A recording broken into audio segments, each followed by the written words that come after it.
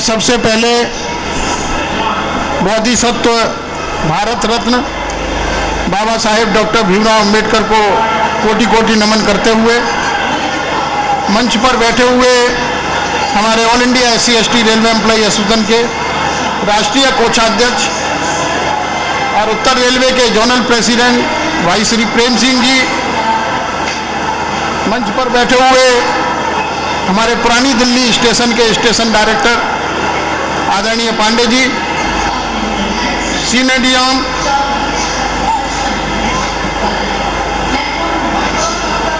उपस्थित दिल्ली मंडल के मंडल मंत्री श्री RC मीना जी, अध्यक्ष श्री महेश कुमार जी, पिंकू प्रताप जी, जगवीर जी, सुशील जी, पदम सिंह जी और विशेष रूप से आमंत्रित जो हमारे दिल्ली यूनिवर्सिटी के भाई हैं, भाई सुरेंद्र जी, जिन्होंने अभी जल्दी में ही अपनी PhD पूरी की है, और उनके साथ आए हुए हमारे उनके टीम के सभी सम्मानित दिल्ली यूनिवर्सिटी के छात्रगण, उपस्थित भाइयों और बहनों, आज हम लोग बाबा साहब डॉक्टर भीमराव अंबेडकर का 131वां जन्म दिवस पुरानी दिल्ली स्टेशन पर हर वर्ष की भांति आज मनाने के लिए एकत्रित हुए हैं। ये तो 14 अप्रैल को बाबा साहब डॉक्टर भीमराव अंबेडकर का जन्म हुआ, और एक बाबा साहब डॉक्टर भीमराव अंबेडकर ही एक ऐसे महापुरुष थे कि अगर पूरे साल तिथियों को अगर गिना जाए तो मैं समझता हूं पूरा वर्ष किसी न किसी दिन बाबा साहब डॉक्टर भीमराव अंबेडकर के किए हुए कार्यों से और उनके बताए हुए मार्गों से जुड़ी हुई हैं। तो सारी साल बाबा साहब डॉक्टर भीमराव अंबेडकर का जन्मदिन मनाया जाता है। अभी जब मैं आ रहा था तो एक हमारी बेटी, कोई बहन छोटी बोल रही थी और बड़ी अच्छी, मैं समझता हूं वो भी दिल्ली यूनिवर्सिटी की छात्र रही होगी, तो अच्छा थोड़ी सी मैंने उसकी बात सुनी और मुझे बहुत अच्छा लगा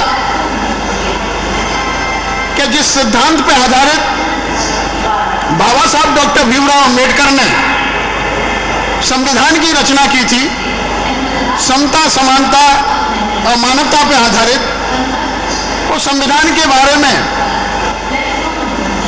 आर्टिकल 14 जो सबको समानता का अधिकार देता है, और कॉन्स्टिट्यूशन ऑफ इंडिया में आर्टिकल 14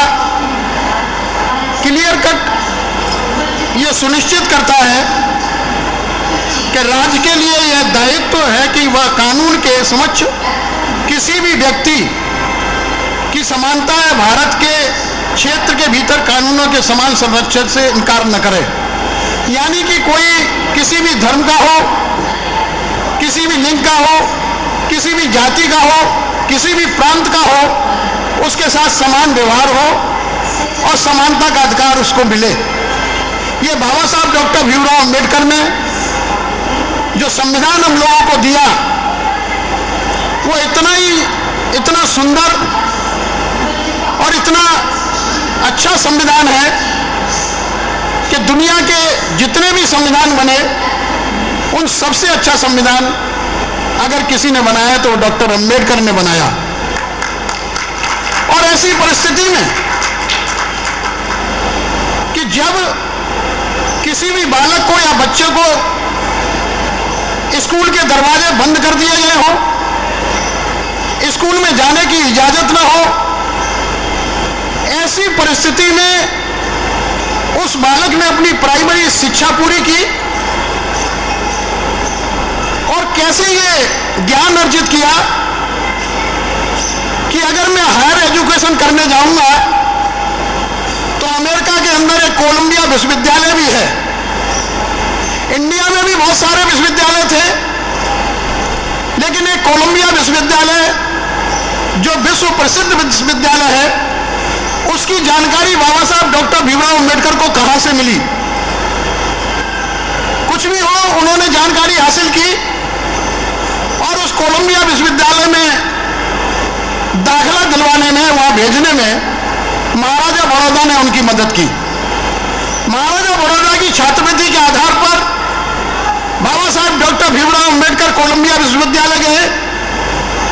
वहां पर उन्होंने एमए की पढ़ाई की, पीएचडी की डिग्री अपनी पूरी की।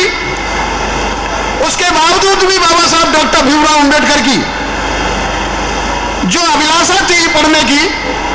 जो एजुकेशन प्राप्त करने की अभिलाषा थी, उसको पूरा करने के लिए वो इंग्लैंड के पॉलिटिकल साइंस और इकोनॉमिक्स इंस्टीट्यूट में दाखिला लेने के लिए डीएससी की डिग्री हासिल करने के लिए चले गए और साथ में ही इंग्लैंड में ग्रेजिंग यूनिवर्सिटी में उन्होंने विधि की पढ़ाई शुरू कर दी। इसी बीच में महाराजा बड़ौदा का जो इकरार था, जो एग्रीमेंट था कि आपको छात्रवृत्ति के आधार पर कोलंबिया विश्वविद्यालय भेजा जा रहा है, आप पढ़ाई पूरी करने के बाद जब इंडिया आएंगे तो मेरी रियासत में नौकरी आपको करनी पड़ेगी। बाबा साहब को वापस आना पड़ा और आने के बाद में जिस तरीके से महाराजा बड़ौदा के यहाँ नौकरी करने पर उनको अपमानित करना पड़ा, ये आप सब लोग अच्छी तरीके से जानते हैं। उनको रहने के लिए मकान नहीं मिला, पीने के लिए ऑफिस में पानी नहीं मिलता था, चपरासी फाइल को फेंक करके देता था, यानी कि उनके साथ अमानवीय व्यवहार किया जाता था। और इस व्यवहार से रुष्ट होकर के बाबा साहब डॉक्टर भीमराव अंबेडकर ने महाराजा बड़ौदा को शिकायत की, लेकिन महाराजा बड़ौदा भी उनकी मदद नहीं कर पाए। अंत में उन्होंने प्रण किया कि मैंने हायर एजुकेशन तो ले ली है, मैं चाहता कि सरकार की सेवा, महाराजा की सेवा करूं, लेकिन ये मुझे नहीं करने दिया गया। अब मैं आगे किसी की भी नौकरी नहीं करूंगा, मैं अपने समाज को सम्मान दिलाने के लिए आजीवन काम करूंगा। और यही किया। जब बाबा साहब डॉक्टर भीमराव अंबेडकर को किसी भी क्षेत्र में जो जिम्मेदारी दी गई, चाहे वो एजुकेशन का क्षेत्र हो, चाहे वो राजनीतिक क्षेत्र हो, चाहे वो आर्थिक क्षेत्र हो, सामाजिक क्षेत्र हो,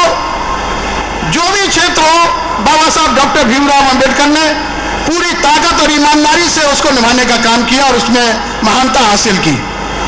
जब उनको इस देश के अंदर संविधान बनाने की जिम्मेदारी दी गई, बहुत सारे लोग बाबा साहब के समकक्ष जो महापुरुष कहलाए जाते हैं, वो भी पढ़े लिखे थे, लेकिन बाबा साहब डॉक्टर भीमराव अंबेडकर से ज्यादा इस देश में ही क्या पूरी दुनिया में कोई पढ़ा लिखा नहीं था। बाबा साहब डॉक्टर भीमराव अंबेडकर ने अपने आजीवन, पूरे जीवन में 32 डिग्रियां हासिल की और 9 भाषाओं का उनको ज्ञान था। और उसी के ज्ञान के आधार पर जब बाबा साहब डॉक्टर भीमराव अंबेडकर को संविधान बनाने की जिम्मेदारी दी गई, तो उन्होंने 2 साल 11 महीने 18 दिन के अंदर इस देश का समता, समानता और मानवता पर आधारित जो संविधान दिया, और उस संविधान की बदौलत जिस देश के अंदर हर किलोमीटर पर भाषा बदल जाती हो, जिस देश के अंदर हर किलोमीटर के बाद में प्रांत बदल जाते हो, तमाम धर्म है, तमाम प्रांत है, तमाम भाषाओं को मानने वाले लोग हैं, ये सभी लोग अगर आज एक सूत्र में बंधे हुए हैं, ये सभी लोग अगर अखंड भारत में रह रहे हैं, तो ये बाबा साहब डॉक्टर भीमराव अंबेडकर की संविधान की बदौलत है। और बात चल रही थी समाज शिक्षा की बाबा साहब डॉक्टर भीमराव अंबेडकर का सपना था कि इस देश के अंदर समान शिक्षा हो, चाहे वो गरीब का बेटा हो, चाहे वो अमीर का बेटा हो, स्कूल में पढ़ने का सबका अधिकार हो, समान शिक्षा दी जाए, क्योंकि शिक्षा का असर पड़ता है। और जिस तरीके से वो मेरी बेटी बोल रही थी, ये बाबा साहब डॉक्टर भीमराव अंबेडकर का भी मानना था। बाबा साहब डॉक्टर भीमराव अंबेडकर ने भी कहा था कि किसी भी समाज की स्थिति का आकलन उस समाज की जो महिलाएं हैं उनकी स्थिति से किया जा सकता है। यानी कि अगर किसी समाज में महिला पढ़ी लिखी होगी, उसको पढ़ने का अधिकार दिया जाएगा, तो वो अपने समाज में अपने बच्चों को पढ़ा लिखा पाएगी और अपनी तरक्की कर पाएगी। ये बाबा साहब डॉक्टर भीमराव अंबेडकर का सपना था। एक बार मैं ग्वालियर के अंदर अपनी बात रखे हुए थे, all India SC ST railway employee association का फंक्शन था। मात्र मैंने इतना कहा था कि एक तवायफ का बच्चा होने वाला मुझे दे दिया जाए, एक जज का बेटा मुझे होने वाला दे दिया जाए, तवायफ के बच्चे को मैं जज के घर भेज दूंगा और जज के बच्चे को मैं तवायफ के भेज दूंगा, और जब बड़े होकर के वो होश संभालेंगे और पढ़ लिख करके बड़े होंगे, तो जो तवायफ का बच्चा जज के यहाँ पढ़ रहा है, वो किसी कोर्ट में बैठा हुआ तो जज होगा या अच्छी प्रैक्टिस कर रहा होगा, या जज का बच्चा जो तवायफ क्या पढ़ रहा होगा वो अपनी बहन बेटियों को सौदा कर रहा होगा। ये समान शिक्षा का अधिकार है दोस्तों। अगर हम लोगों को समान शिक्षा मिले, हम लोगों को एक जैसी शिक्षा मिले, तो मैं ये दावे के साथ कह सकता हूं कि जिस तरीके से बाबा साहब डॉक्टर भीमराव अंबेडकर ने हर क्षेत्र में अपना लोहा मनवाया, चाहे वो वायसराय की काउंसिल में कानून मंत्री के रूप में उन्हें जो जिम्मेदारी दी गई थी, उस समय इस देश के मजदूरों की हालत बहुत खराब थी। उन्होंने मजदूरों के लिए, जैसे कि मेरे पूर्व वक्ताओं ने बताया, लेबर मिनिस्टर होते हुए, लेबर सदस्य होते हुए काम के 12 घंटे के उन्होंने 8 घंटे करवाए। महिलाओं को मैटरनिटी लीव दिलवाई, कर्मचारी राज्य बीमा निगम का अधिकार दिलवाया, उन्होंने आकस्मिक अवकाश, उन्होंने संवैधानिक अवकाश, यानी कि उस समय मजदूरों को अगर वो छुट्टी करते थे तो उनकी तनख्वाह काटी जाती थी। ये बाबा साहब डॉक्टर भीमराव अंबेडकर की देन है कि आज अगर छुट्टी देते हैं तो आपको वेतन मिलता है उसका। ये बाबा साहब डॉक्टर भीमराव अंबेडकर की देन है कि बाबा साहब डॉक्टर भीमराव अंबेडकर ने मजदूरों की अपनी बात रखने के लिए हड़ताल का अधिकार दिया, और हड़ताल के साथ साथ ही बाबा साहब डॉक्टर भीमराव अंबेडकर ने, मेरे ट्रेड यूनियन के बहुत सारे साथी यहाँ पर बैठे हुए हैं, मेरे ट्रेड यूनियन के बहुत सारे जानकार यहाँ पर बैठे हुए हैं, अगर ट्रेड यूनियन का किसी ने अधिकार बनाया, किसी ने एक्ट बनाया, तो ये बाबा साहब डॉक्टर भीमराव अंबेडकर ने बनाया था। और बाबा साहब डॉक्टर भीमराव अंबेडकर ने मनमाड़ के अंदर 1932 में रेल दलित कामगार परिषद को संबोधित करते हुए कहा था कि मेरे दलित भाइयों, मैं आपको आह्वान करना चाहता हूं कि आप अपना एक संगठन बनाओ। अपना अगर संगठन नहीं बना सकते तो जो चलती हुई जो ट्रेड यूनियन है उसमें आप अपनी भागीदारी निभाओ। तो आज मैं ये बताना चाहता हूं, उन्होंने ये भी कहा आगे कि शर्त ये है कि ट्रेड यूनियन में अगर आप भागीदारी निभाते हो तो वो आपका मिसयूज न कर पाए। तो आज all India SC ST railway employee association का गठन हुआ है, तो ये बाबा साहब डॉक्टर भीमराव अंबेडकर की विचारधारा पर गठन हुआ है। बहुत सारी चर्चाएं, एक मुख्य अतिथि होने का नुकसान ये भी होता है, महेश जी ने भोजन की भी व्यवस्था की है, बहुत सारे लोग भोजन के लिए भी यहाँ बैठे हुए हैं, और मुझे सबसे अंत में बुलवाया गया, लेकिन कोई बात नहीं, लोग यहाँ बहुत सारे उपस्थित हैं। मैं मात्र ये कहना चाहूंगा कि बाबा साहब डॉक्टर भीमराव अंबेडकर अगर न हुए होते तो आज ये समझिए कि हमारी स्थिति क्या हुई होती। बाबा साहब डॉक्टर भीमराव अंबेडकर को, जैसा कि मेरे पूर्व वक्ता जगवीर सिंह ने बताया कि हमें जो वोट का अधिकार दिया वो बाबा साहब डॉक्टर भीमराव अंबेडकर की बदौलत है। नहीं, उस समय वोट का अधिकार उनको दिया जाने वाला था जिनको टैक्स पे करता हो, जो मैट्रिकुलेशन की परीक्षा जिसने पास कर ली हो। अगर ऐसा होता तो मैं समझता हूं अनुसूचित जाति जनजाति को, जिनको विद्यालय में घुसने का अधिकार नहीं था, जिनको स्कूल के दरवाजे देखने का अधिकार नहीं था, अगर वो मैट्रिकुलेशन न कर पाते तो तमाम मेरी महिलाएं, तमाम अनुसूचित जाति जनजाति और वंचित वर्ग के लोग, उनको वोट डालने के अधिकार से वंचित किया जाता। बाबा साहब डॉक्टर भीमराव अम्बेडकर ने महिलाओं को समान अधिकार दिलाने की वकालत की थी और बाबा साहब डॉक्टर भीमराव अम्बेडकर ने कहा था किसी भी देश का प्रजातंत्र तब मजबूत हो सकता है जब उस देश की महिलाओं की मजबूती देखी जाए। वहां पर बाबा साहब डॉक्टर भीमराव अम्बेडकर ने जब इस बात की चर्चा की थी तो उन्होंने पहला, जब इस सरकार में पहला कानून मंत्री बनाया तो बाबा साहब डॉक्टर भीमराव अम्बेडकर ने हिंदू कोड बिल की प्रस्तावना की। उस हिंदू कोड बिल में, जिसमें आपके पुराने ग्रंथों में लिखा हुआ है ढोर गमार शूद्र पर नारी ये सब ताड़न के अधिकारी, यानी ढोर को भी, गमार को भी, शूद्र को भी और नारी को भी एक ही हे दृष्टि से देखा जाए, उनको दास बना के रखा जाए। इस पर बाबा साहब डॉक्टर भीमराव अम्बेडकर ने कानून मंत्री रहते हुए हिंदू कोड बिल की प्रस्तावना की। और हिंदू कोड बिल में क्या था? नारी को समान अधिकार देने की बात थी, पिता की संपत्ति में अधिकार मिलना चाहिए था, विधवा को पुनर्विवाह करने का अधिकार मिलना चाहिए था, कोई विधवा अगर विवाह न करना चाहे, बच्चा गोद लेना चाहे तो उसे बच्चा गोद लेने का अधिकार मिलना चाहिए था। इससे हिंदू कोड बिल से पहले ऐसी कोई प्रस्तावना नहीं थी। बाबा साहब डॉक्टर भीमराव अम्बेडकर ने जब इसकी प्रस्तावना संसद में रखी तो तमाम कट्टरवादी हिंदुओं ने इसका विरोध किया। अंत में बाबा साहब डॉक्टर भीमराव अम्बेडकर ने कानून मंत्री के पद से त्यागपत्र दे दिया और त्यागपत्र देने के बाद ये बाबा साहब डॉक्टर भीमराव अम्बेडकर की मेहनत की देन थी कि वही बिल 4 भागों में विभाजित हुआ, चाहे वो हिंदू मैरिज एक्ट हो, चाहे वो डाइवोर्स एक्ट हो, चाहे वो एडॉप्शन एक्ट हो। ये बाबा साहब डॉक्टर भीमराव अम्बेडकर के बनाए हुए कानून थे। दोस्तों, बाबा साहब डॉक्टर भीमराव अम्बेडकर आजीवन इस बात के लिए संघर्ष करते रहे कि जो हिंदू धर्म में कुरीतियां हैं उनको किसी भी तरीके से मैं खत्म कर पाऊं। बाबा साहब डॉक्टर भीमराव अम्बेडकर हिंदू धर्म में व्याप्त कुरीतियों को खत्म नहीं कर पाए। अंत में उन्होंने रुष्ट होकर के हिंदू धर्म छोड़ करके बौद्ध धर्म ग्रहण किया। बाबा साहब डॉक्टर भीमराव अम्बेडकर चाहते तो वो ईसाई बन सकते थे, बहुत बड़े पादरी हो जाते कहीं जाकर के। बाबा साहब डॉक्टर भीमराव अम्बेडकर चाहते तो मुसलमान धर्म ग्रहण कर सकते थे, कहीं भी बहुत अच्छी पदवी उनको मिल सकती थी। बाबा साहब डॉक्टर भीमराव अम्बेडकर चाहते तो सिख धर्म अडॉप्ट कर सकते थे। तो समता, समानता, मानवता पे आधारित है और उसी भी आधार के आधार पर बाबा साहब डॉक्टर भीमराव अम्बेडकर ने संविधान की संरचना की। जो आज संविधान हमारे देश का एक ग्रंथ है, हमारे देश का एक बाइबल है, हमारे देश का एक कुरान है, जिसके बिना ये देश नहीं चल सकता।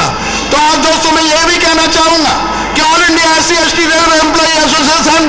हर उस चीज का विरोध करेगी जो बाबा साहब के बनाए हुए संविधान को छेड़ने का प्रयास करेगी, क्योंकि बाबा साहब डॉक्टर भीमराव अम्बेडकर के बनाए हुए संविधान में वो सारी तमाम जानकारियां हैं, चाहे वो रोजगार देने की बात हो, चाहे वो समान नागरिक संहिता हो, चाहे वो पढ़ने का अधिकार हो, शिक्षा का अधिकार हो, ये बाबा साहब डॉक्टर भीमराव अम्बेडकर की देन है। आज प्राइवेटाइजेशन इस देश के अंदर बहुत तेजी से फैल रहा है। ये बाबा साहब डॉक्टर भीमराव अम्बेडकर ने जब हम लोगों को बड़ी कड़ी मेहनत के साथ में जब ब्रिटिश गवर्नमेंट के अंदर गोलमेज कॉन्फ्रेंस में सेपरेट इलेक्टोरेट लेके आए थे, और जो मेरे पूर्व वक्ता ने कहा कि जो हमारा यरवदा जेल में महात्मा गांधी जब आमरण अनशन कर दिया तो एक पैक्ट हुआ जिसको पूना पैक्ट कहते हैं। उस पूना पैक्ट के आधार पर हमको इस देश के अंदर सरकारी नौकरियों में रिप्रेजेंटेशन मिला, हमको इस देश के अंदर शिक्षण संस्थाओं में रिप्रेजेंटेशन मिला, यानी तमाम सरकारी निकायों में रिप्रेजेंटेशन मिला। लेकिन आज निजीकरण के नाम पर उन नौकरियों को छीना जा रहा है, उन नौकरियों को खत्म करने का प्रयास किया जा रहा है। ये एक साजिश है बाबा साहब डॉक्टर भीमराव अम्बेडकर के संविधान के खिलाफ, जो हम सहन नहीं करेंगे। हमारी all India SC/ST railway employee association हमारी इस बात की हामी रही है कि जो भी, चाहे कोई ट्रेड यूनियन हो, चाहे कोई भी संगठन हो, अगर वो कर्मचारियों के हितों की बचाने की मांग करेगी, रेल को बचाने का काम करेगी, all India SC/ST railway employee association उसकी कंधे से कंधा मिलाकर के मदद करेगी। ज्यादा समय न लेते हुए मैं आप सभी लोगों का धन्यवाद करना चाहूंगा, और खास करके हमारे मीडिया के साथी राजकुमार जी एंड पिप्पल जी, जो हमेशा हम लोगों को हमारी बात को आम जनता तक पहुंचाने का काम करते हैं। आप सभी साधुवाद के पात्र हैं, भी लोगों का बहुत बहुत धन्यवाद। और खास करके हमारे स्टेट एंड डायरेक्टर साहब, जिन्होंने हमेशा हमारी एसोसिएशन के ऊपर आशीर्वाद रखा है और हमेशा हमारी एसोसिएशन को सहयोग करते रहे। आप सभी लोग धन्यवाद के पात्र हैं। और खास करके मैं अपने पुरानी दिल्ली के जो लोग हमारे हैं उन सबको धन्यवाद देना चाहता हूं कि हर वर्ष की भांति इस वर्ष भी आपने ऐसा भव्य आयोजन करके बाबा साहब डॉक्टर भीमराव अम्बेडकर की विचारधाराओं पर चलने का संकल्प लिया है। तो मैं अंत में यही कहना चाहूँगा कि बाबा साहब डॉक्टर भीमराव अम्बेडकर का सपना तभी साकार होगा कि हम उनके बताए हुए रास्ते पर ईमानदारी से चलने का प्रयास करें, तभी हम अपने देश को मजबूत कर पाएंगे, अपने समाज को मजबूत कर पाएंगे, अपने संगठन को मजबूत कर पाएंगे। धन्यवाद। जय भीम, जय भारत।